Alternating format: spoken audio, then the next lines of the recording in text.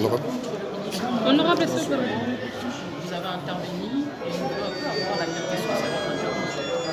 Oui, effectivement, je suis intervenu. Tout simplement, d'abord, je voudrais remercier les collègues qui ont pris l'initiative de déposer cette motion contre le ministre de l'Infrastructure. C'est une bonne chose. Ils n'ont fait que.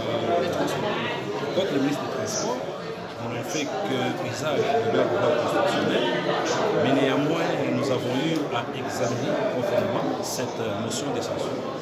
Nous nous sommes rendus compte que nos collègues nous ont laissés sous notre soif, parce que nous aurions voulu connaître davantage ce qui se passe dans ce ministère.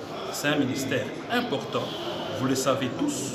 Nous avons beaucoup de problèmes dans les secteurs de transport, en ce qui concerne les transports aériens, les transports lacustres, les transports terrestres, ainsi de suite. Mais il s'est fait qu'on nous a laissé sur notre soif. Voilà pourquoi j'ai suggéré au bureau et aux collègues que nous puissions reporter. Reporter ici, c'est-à-dire ne pas faire partie du ministre. Parce qu'en fait, faire partie du ministre, pour moi, je considère c'est le gratifier, avec un bonus spécial. Le laisser partir tout bonnement, sans que nous puissions savoir ce qui s'est passé réellement dans ce ministère. Ce qui s'est passé, ce ne serait pas une très bonne chose. Nous, en tant que députés, et tout notre peuple, le peuple congolais, veut savoir ce qui se passe dans ces secteurs.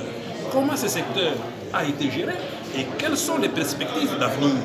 Voilà pourquoi je demandais à ce que le ministre reste, mais ce n'est pas rester pour rester, qu'il reste pour que les députés puissent mettre sur pied des commissions afin d'examiner secteur par secteur qu'est-ce qui se passe, qu'est-ce qui a été fait, quelle est la responsabilité du ministre du Transport, quelle est la responsabilité du gouvernement pour que nous puissions baliser l'avenir.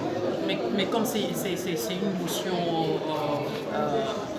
organisée par la majorité au niveau du Parlement, est-ce que cela ne risque pas d'entacher sur le plan politique de l'Union sacrée? Plan politique, moi je ne vois pas les choses de ce point de vue-là. Moi je suis député national, je représente le peuple, je vois les intérêts de la population et non pas les intérêts d'une famille politique. Donc ici, comme vous le savez, on a dit dans cette motion que l'État a décaissé de fonds importants pour l'acquisition de 8 aéronefs en faveur de Congo Airways. Aujourd'hui, le peuple congolais est en droit de se poser la question où en est-on avec l'acquisition de ces avions, de ces aéronefs. Même nous, députés, nous voudrions savoir, nous qui représentons le peuple, où est-ce qu'on en est avec cette situation. Voilà pourquoi j'ai intervenu. Laisser passer le ministre, partir le ministre, je crois que c'est aller vite en besogne. Nous voudrons qu'il reste, qu'il nous explique, que nous puissions enquêter et par la suite, on décidera s'il faut partir, s'il doit partir ou pas.